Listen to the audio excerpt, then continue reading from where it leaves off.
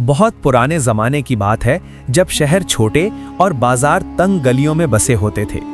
जब काफले दूर दूर के मुल्कों से रेशम, इत्र, हीरे मोती और अजीबो गरीब चीज़ें लेकर आते थे। उस दौर में दरियाबाद नाम का एक शहर था। शहर के गिर्द ऊंची दीवारें, 4 बड़े दरवाजे और दरमियान में एक बड़ा बाजार था, जहां सुबह से शाम तक लोगों का हुजूम रहता था। इसी शहर में करीमुद्दीन नाम का एक ताजिर रहता था। लोग उसे करीम ताजिर के नाम से जानते थे। उसकी दुकान बाजार के बिल्कुल दरमियान में थी और उसकी शोहरत दूर दूर तक फैली हुई थी। लेकिन उसकी शोहरत सिर्फ तिजारत की वजह से नहीं थी, बल्कि उसकी लालच की वजह से भी थी। करीम ताजिर बहुत अमीर था। उसके पास सोने के सिक्कों से भरे संदूक थे, महंगी कीमत के कपड़े, इत्र की शीशियां और कीमती पत्थर थे। मगर इतनी दौलत होने के बावजूद उसका दिल कभी नहीं भरता था। वो हर वक्त और ज्यादा पैसा कमाने के बारे में सोचता रहता था। शहर के लोग कहते थे कि अगर कोई गरीब उसके पास कर्ज लेने जाए तो वो उससे 2 गुना वापस मांगता है। अगर कोई सौदा करे तो उसमें भी धोखा देने से नहीं हिचकिचाता। लोग मजबूरी में उससे खरीदारी करते थे, मगर दिल से उसे पसंद नहीं करते थे। करीम का एक पुराना मकान शहर के किनारे पर था। मकान के पीछे एक पुराना बाग था, जहां बहुत पुराने दरख्त खड़े थे। उन दरख्तों के दरमियान एक पुराना कुआं भी था। लोग कहते थे कि उस कुएं के बारे में अजीब कहानियां मशहूर हैं। रात के वक्त वहां से अजीब आवाजें आती हैं। मगर करीम को इन बातों से कोई मतलब नहीं था। उसके लिए सिर्फ पैसा अहमियत रखता था। एक दिन बाजार में एक अजीब काफला आया। उस काफले के लोग दूर के जंगलों और पहाड़ों से आते थे। उनके पास अजीब चीजें होती थीं जो आम बाजार में नहीं मिलती थीं। करीम ताजिर ने जब सुना कि काफला आया है तो वो फौरन बाजार पहुंच गया। उसने देखा कि एक बूढ़ा मुसाफिर छोटी सी चादर पर कुछ पुरानी चीजें रखकर बैठा है। उन चीजों में एक पुराना चिराग भी था। चिराग का रंग स्याह सा हो चुका था और लगता था कि बहुत पुराना है। करीम ने चिराग को उठाया और पूछा, बूढ़े, ये पुराना सा चिराग कितने का है? बूढ़ा आदमी धीमी आवाज में बोला, इसकी कीमत पैसों से ज्यादा है। करीम हंस पड़ा, हर चीज की कीमत होती है, बता कितने सिक्के चाहिए? बूढ़े ने उसकी आंखों में देखकर कहा, इस चिराग में एक राज है। अगर तू इसे खरीदता है तो याद रखना, हर चीज जो चमकती है वो बरकत नहीं होती। करीम को लगा बूढ़ा उसे बेवकूफ बना रहा है। उसने कहा, मैं तुझे 10 सोने के सिक्के देता हूं। बूढ़े ने सिर झुकाकर कहा, ले जाओ। करीम ने फौरन सिक्के दिए और चिराग लेकर अपने मकान चला गया। उसके जहन में सिर्फ एक ख्याल था, शायद ये कोई कीमती पुरानी चीज हो जो वो किसी अमीर शख्स को बहुत महंगी बेच सके। रात हो चुकी थी। चांद आसमान में आधा छुपा हुआ था। हवा बाग के दरख्तों में से गुजरती हुई सरसराहट पैदा कर रही थी। करीम ने चिराग को मेज पर रखा और सोचा कि इसे साफ करता हूं ताकि कल बाजार में बेहतर कीमत मिल सके। जब उसने कपड़े से चिराग को रगड़ना शुरू किया तो अचानक कमरे में ठंडी हवा चलने लगी। चिराग से हल्की सी रोशनी निकली और फिर धुंध सी फैल गई। करीम घबराकर पीछे हटा। धुंध धीरे धीरे एक शक्ल में बदलने लगी। वो शक्ल एक खूबसूरत लड़की की थी, मगर उसकी आंखों में अजीब चमक थी और उसके बाल हवा में तैर रहे थे। वो जिन्नज़ादी थी। उसने गहरी आवाज में कहा, इंसान, तुमने मुझे आजाद किया है। करीम की सांसें तेज हो गईं। तू कौन है? वो मुस्कुराई, मैं ज़रीन हूं, जिन्नों की दुनिया की शहजादी। करीम के दिल में डर भी था और लालच भी। उसने सोचा, अगर ये वाकई जिन्नज़ादी है तो शायद ये मुझे और दौलत दे सकती है। उसने हिम्मत करके पूछा, अगर मैंने तुझे आज़ाद किया है तो क्या तो मेरी मदद करेगी? जिन्नज़ादी की आंखों में अजीब सी चमक आई। मदद? इंसान हमेशा मदद के बदले कुछ ना कुछ मांगता है। बताओ, तुम क्या चाहते हो? करीम ने बिना सोचे कहा, मैं दुनिया का सबसे अमीर ताजिर बनना चाहता हूं। जिन्नज़ादी ने हल्की सी हंसी हंसी। अमीर? तुम पहले ही अमीर हो। मगर मुझे और चाहिए, करीम ने जल्दी से कहा। जिन्नज़ादी ने कुछ देर तक उसे गौर से देखा, फिर बोली, ठीक है, मगर याद रखना, हर ख्वाहिश की कीमत होती है। करीम बेचैन होकर पूछा, क्या कीमत? जिन्नज़ादी ने सीधा जवाब नहीं दिया। वो हवा में हल्की सी तैरती हुई कमरे के चक्कर लगाने लगी। कल सुबह जब तुम बाजार जाओगे तो तुम्हारी हर तिजारत मुनाफा देगी। लोग तुम्हारी दुकान पर टूट पड़ेंगे। सोना तुम्हारे संदूकों में भर जाएगा। करीम के चेहरे पर खुशी फैल गई। मगर जिन्नज़ादी ने फिर धीरे से कहा, मगर लालच का सफर कभी आसान नहीं होता। ये कहकर वो धुन की तरह गायब हो गई और चिराग फिर से खामोश हो गया। करीम कुछ देर तक खामोश खड़ा रहा, फिर उसके चेहरे पर मुस्कान आ गई। कल से मेरी किस्मत बदलने वाली है, उसने खुद से कहा। अगली सुबह जब वो बाजार पहुंचा तो अजीब मंजर था। लोग उसकी दुकान के सामने जमा थे। हर कोई उससे सौदा खरीदना चाहता था। एक आदमी ने महंगा कपड़ा खरीदा, दूसरे ने इत्र की पूरी पेटी, तीसरे ने कीमती पत्थर।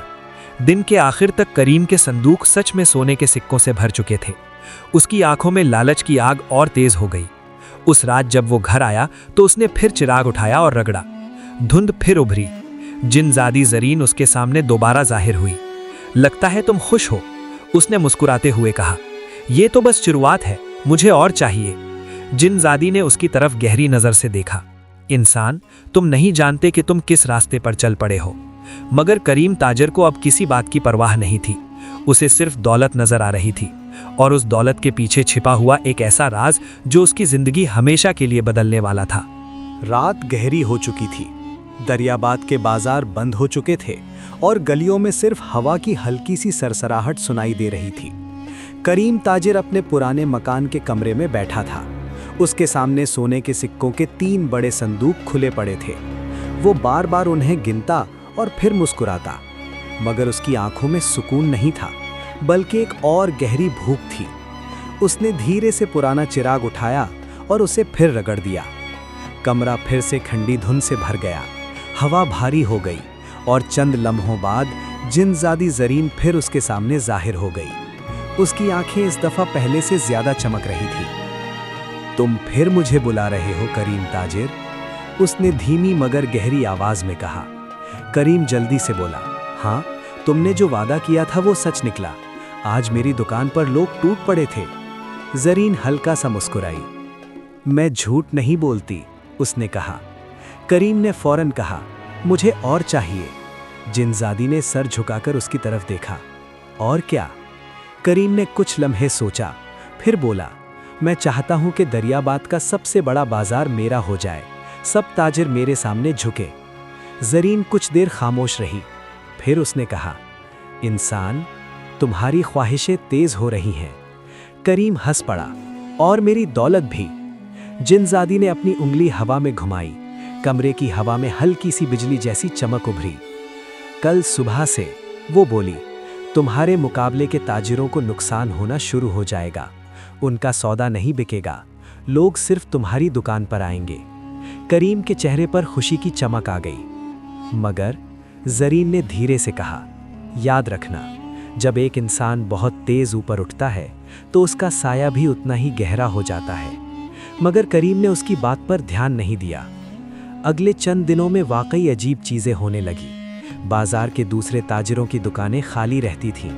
उनका माल खराब हो जाता, उनके ग्राहक कम हो जाते, और दूसरी तरफ करीम ताजिर की दुकान पर लोगों का हमेशा मेला लगा रहता। वो अब और ज्यादा महंगी कीमत पर सौदा बेचने लगा। लोग मजबूरी में फिर भी खरीद लेते। कुछ ही हफ्तों में करीम शहर का सबसे अमीर ताजिर बन गया। उसने नया मकान बनवाना शुरू कर दिया। बड़ा महल जैसा घर जिसमें संगे मरमर की दीवारें और रंगीन शीशे की खिड़कियां थीं। मगर शहर के लोग उससे और ज्यादा नफरत करने लगे। एक रात करीम महल के बरामदे में बैठा था जब उसने बाजार के पुराने ताजिरों को गली के कोने पर बात करते सुना। ये सब ठीक नहीं हो रहा, एक बूढ़ा ताजिर कह रहा था। बिल्कुल, दूसरा बोला, करीम के पास जरूर कोई काला राज है।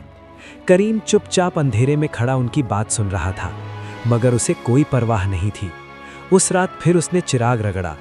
जिनजादी जरीन फिर जाहिर हुई, मगर इस दफा उसका चेहरा कुछ संजीदा था। करीम, तुम्हारी दौलत बढ़ रही है, मगर तुम्हारी रूह कमजोर हो रही है। करीम हंस पड़ा। रूह से ज्यादा मुझे सिक्कों की आवाज पसंद है। जरीन ने उसकी तरफ गौर से देखा। इंसान, तुम समझते नहीं हो कि जो कुव्वत तुम इस्तेमाल कर रहे हो वो आम नहीं है। करीम ने गुस्से से कहा, मुझे नसीहत मत दो। अगर तुम मेरी मदद नहीं करना चाहती तो वापस चिराग में चली जाओ। कमरे में अचानक खामोशी छा गई। जिनजादी की आंखों में कुछ बदल गया।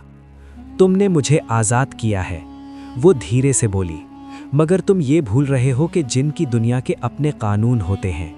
करीम बेचैन होकर पूछा, क्या मतलब? जिनजादी ने जवाब नहीं दिया। वो धीरे से हवा में उठकर खिड़की के पास चली गई, जहां से चांद की रोशनी अंदर आ रही थी। बहुत अरसा पहले मैं भी आज़ाद थी, मगर एक जादूगर ने मुझे चिराग में कैद कर दिया था। करीम हैरान हुआ। फिर सदियां गुजर गई और मैं किसी ऐसे इंसान का इंतज़ार करती रही जो मुझे आज़ाद करे। करीम ने लालची अंदाज में पूछा, तो अब तुम आज़ाद हो? ज़रीन ने धीरे से उसकी तरफ देखा। अभी नहीं। क्यों? क्योंकि जिसने मुझे आज़ाद किया है उसकी 3 ख्वाहिशें पूरी करनी होती हैं। करीम की आंखें चमक उठी। सिर्फ 3? मगर ज़रीन ने सख्ती से कहा, हर ख्वाहिश के साथ तकदीर का पहिया घूमता है। करीम हंसकर कहा, मुझे फ़र्क नहीं पड़ता। ज़रीन ने गहरी सांस ली। तुम्हारी 2 ख्वाहिशें पूरी हो चुकी हैं। करीम एकदम सीधा होकर बैठ गया। मतलब अब सिर्फ एक बाकी है? जी हाँ। करीम के दिमाग में हज़ारों ख्याल दौड़ने लगे और उसे बिल्कुल अंदाज़ा नहीं था कि उसकी तीसरी ख्वाहिश उसकी ज़िंदगी को किस अंधेरे राज की तरफ ले जाने वाली है। उस रात चांद बादलों के पीछे छुप गया और दरियाबाद के शहर पर एक अजीब सा साया मंडलाने लगा, क्योंकि कहानी अभी शुरू हुई थी और जिनज़ादी ज़रीन का असल राज अभी सामने आना बाकी था। रात और भी गहरी हो चुकी थी। करीम ताजमहल के उस कमरे में अकेला बैठा था जहां दीवारों पर महंगी कलीन लटक रहे थे और चांदी के चिराग जल रहे थे। उसके दिमाग में सिर्फ एक ही बात घूम रही थी, तीसरी ख्वाहिश। उसे लग रहा था कि अगर उसने सही ख्वाहिश मांग ली तो वो सिर्फ दरियाबाद नहीं बल्कि पूरी दुनिया का सबसे अमीर और ताकतवर आदमी बन सकता है। उसने धीरे से पुराना चिराग उठाया।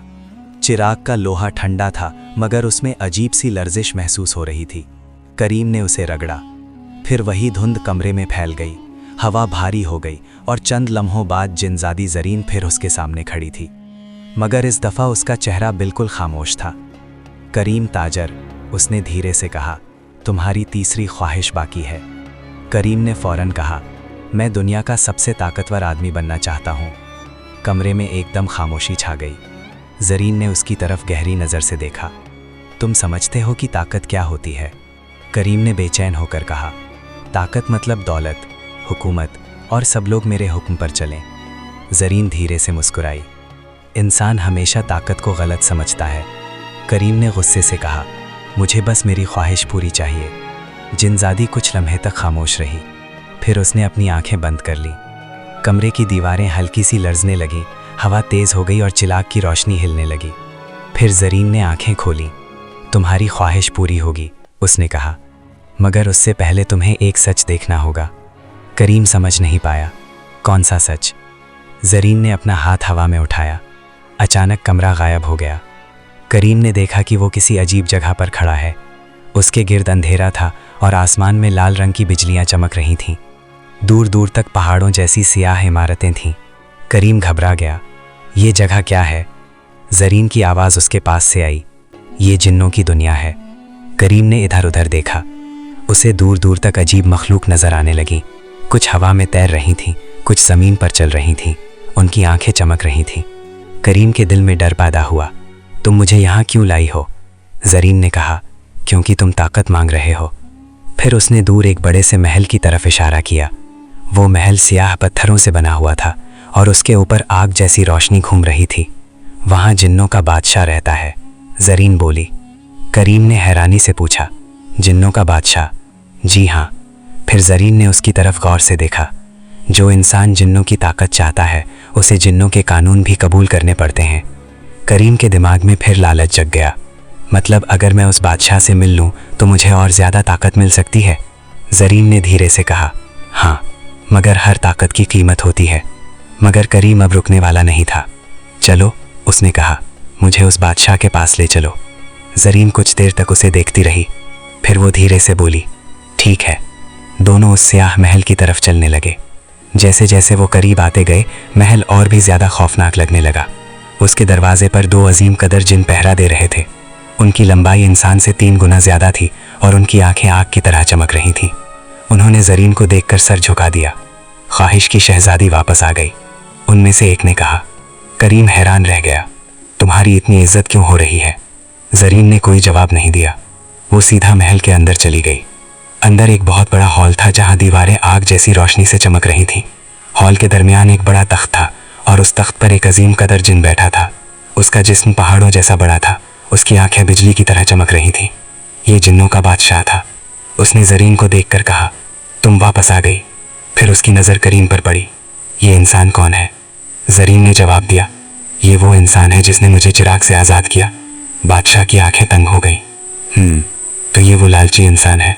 करीम ने हिम्मत करके कहा, मैं लालची नहीं, मैं ताकत चाहता हूँ। बादशाह ज़ोर से हंस पड़ा। उसकी हंसी से पूरा हॉल गूंज उठा। इंसान, तुम्हारी किस्म के लोगों को मैं हज़ारों सालों से देख रहा हूँ। फिर उसने धीरे से कहा, तुम्हारी तीसरी ख्वाहिश क्या है? करीम ने सीधा जवाब दिया, मैं दुनिया का सबसे ताकतवर आदमी बनना चाहता हूँ। हॉल में अचानक खामोशी छा गई। फिर जिन्नों का बादशाह धीरे से मुस्कुराया। अच्छा, तो तुम ताकत चाहते हो? उसने अपना हाथ उठाया। अचानक ज़मीन लर्ज़ने लगी और उस लम्हे करीम को बिल्कुल अंदाज़ा नहीं था कि उसकी तीसरी ख्वाहिश उसे किस खौफनाक अंजाम की तरफ ले जा रही है। क्योंकि जिन्नों की दुनिया में ताकत मिलती ज़रूर है, मगर कभी मुफ्त नहीं मिलती। हॉल में खामोशी फैली हुई थी। करीम ताजर जिन्नों के बादशाह के सामने खड़ा था। उसके दिल में डर भी था, लेकिन लालच उस डर से ज्यादा ताकतवर था। जिन्नों का बादशाह धीरे धीरे अपने तख्त से उठ खड़ा हुआ। उसका कद इतना लंबा था कि करीम को उसका चेहरा देखने के लिए सर बहुत ऊपर उठाना पड़ा। बादशाह की आवाज गरज जैसी थी, इंसान, तुम ताकत चाहते हो? करीम ने हिम्मत जमा करके कहा, हाँ। बादशाह ने गहरी नजर से उसे देखा। तुम जानते हो कि ताकत क्या होती है? करीम ने जवाब दिया, ताकत मतलब हुकूमत, दौलत और सब लोग मेरे हुक्म पर चलें। बादशाह फिर हंस पड़ा, तुम इंसान वाकई अजीब हो। तुम समझते हो कि ताकत सिर्फ हुकूमत का नाम है। फिर उसने अपना हाथ हवा में उठाया। अचानक हॉल की दीवार पर धुंध सी फैल गई। उस धुंध में तस्वीरें उभरने लगीं। करीम ने देखा कि उसके शहर दरियाबाद की तस्वीर नजर आ रही है। बाजार में लोग परेशान थे। कुछ ताजिर अपनी बंद दुकानें देखकर अफसोस कर रहे थे। एक बूढ़ा ताजिर रो रहा था, हमारी तिजारत तबाह हो गई, वो कह रहा था। करीम ने ये सब देखा, मगर उसका चेहरा नहीं बदला। बादशाह ने पूछा, क्या तुम्हें इन लोगों पर रहम नहीं आता? करीम ने सख्ती से कहा, तिजारत में जीत और हार होती रहती है। ज़रीन जो साइड पर खड़ी थी, उसने हल्की सी सांस ली। बादशाह ने करीम की तरफ झुककर कहा, अच्छा, तो तुम वाकई लालची हो। फिर उसने कहा, मैं तुम्हारी ख्वाहिश पूरी कर सकता हूँ, मगर जिन्नों का एक कानून है। करीम ने बेचैन होकर पूछा, कौन सा कानून? बादशाह ने जवाब दिया, जो इंसान जिन्नों की ताकत चाहता है, उसे अपनी इंसानी जिंदगी छोड़नी पड़ती है। करीम हैरान हो गया, मतलब? बादशाह की आंखें चमक उठीं, मतलब तुम इंसान नहीं रहोगे, तुम जिन्नों की दुनिया का हिस्सा बन जाओगे। करीम कुछ लम्हों के लिए खामोश हो गया। उसने सोचा, अगर वो जिन बन जाए तो शायद उसके पास हमेशा के लिए ताकत और दौलत हो। फिर उसने पूछा, फिर मेरी दुनिया का क्या होगा? बादशाह बोला, वो सब तुम्हारे लिए बेकार हो जाएगा। ज़रीन ने धीरे से कहा, करीम, सोच लो, ये फैसला वापस नहीं होगा। मगर करीम के दिमाग में सिर्फ ताकत थी। उसने सीधा जवाब दिया, ठीक है, मैं तैयार हूँ। हॉल में एकदम खामोशी छा गई। बादशाह धीरे से मुस्कुराया, अच्छा, तो फिर आज से तुम्हारी इंसानी जिंदगी खत्म। उसने अपना हाथ हवा में उठाया। अचानक तेज रोशनी फूटी। करीम को महसूस हुआ कि उसका जिस्म जल रहा है। उसकी सांसें भारी हो गईं। उसे लगा जैसे उसका जिस्म बदल रहा है। वो चीखना चाहता था, मगर आवाज नहीं निकल रही थी। कुछ लम्हों बाद रोशनी खत्म हो गई। करीम जमीन पर गिरा हुआ था। जब वो धीरे से उठा तो उसने देखा कि उसके हाथ बदल चुके हैं। उसकी आंखों में अजीब सी चमक है। वो अब इंसान नहीं रहा था, वो एक जिन बन चुका था। हॉल में खड़े जिन उसे देखकर हंसने लगे। बादशाह ने कहा, अब तुम हमारी दुनिया का हिस्सा हो। करीम घबरा गया, मगर मेरी दौलत, मेरा शहर? बादशाह हंस पड़ा। वो सब इंसानों की दुनिया में रह गया। करीम को तब समझ आया कि उसने क्या खो दिया। उसकी सारी दौलत, उसका महल, उसकी तिजारत, सब कुछ पीछे रह गया था। ज़रीन धीरे से उसके पास आई। उसकी आंखों में उदासी थी। मैंने तुम्हें वार्न किया था। करीम ने गुस्से और पछतावे से कहा, तुमने मुझे रोका क्यों नहीं? ज़रीन ने जवाब दिया, इंसान को उसकी लालच से कोई नहीं रोक सकता। उस वक्त जिन्नों का बादशाह फिर बोला, मगर कहानी अभी खत्म नहीं हुई। करीम ने हैरानी से उसकी तरफ देखा। बादशाह की आंखों में अजीब सी चमक थी। अब जब तुम जिन बन चुके हो, तुम्हें भी एक जिम्मेदारी मिलेगी। करीम ने पूछा, कौन सी जिम्मेदारी? बादशाह ने अपनी उंगली से जमीन पर रखे पुराने चिराग की तरफ इशारा किया। अब तुम उस चिराग के निगहबान हो। करीम का दिल डूब गया। मतलब? बादशाह बोला, अब तुम सदियों तक उस चिराग में कैद रहोगे और जब भी कोई इंसान उसे रगड़ेगा तुम उसकी ख्वाहिशें पूरी करोगे। करीम की आंखों में डर भर गया। ये तो कैद है। बादशाह ने सख्ती से कहा, ये तुम्हारी लालच की कीमत है। जरीन ने आखिरी मर्तबा करीम की तरफ देखा, फिर वो धीरे से बोली, हर लालची इंसान को आखिर में अपनी ख्वाहिशों का गुलाम बनना पड़ता है। अचानक हवा घूम गई, तेज धुंध उभरी और अगले ही लम्हे करीम की रूह खींचकर उस पुराने चिराग में कैद कर दी गई। चिराग फिर से खामोश हो गया। सदियां गुजर गईं। दरियाबाद का शहर बदल गया, बाजार बदल गए, लोग बदल गए, मगर कहीं मिट्टी के नीचे वो पुराना चिराग अब भी पड़ा था और उसके अंदर करीम ताजिर की रूह कैद थी। कभी कभी रात के अंधेरे में हवा चलती तो लगता जैसे कोई धीमी सी आवाज कह रही हो, लालच का अंजाम हमेशा कैद होता है।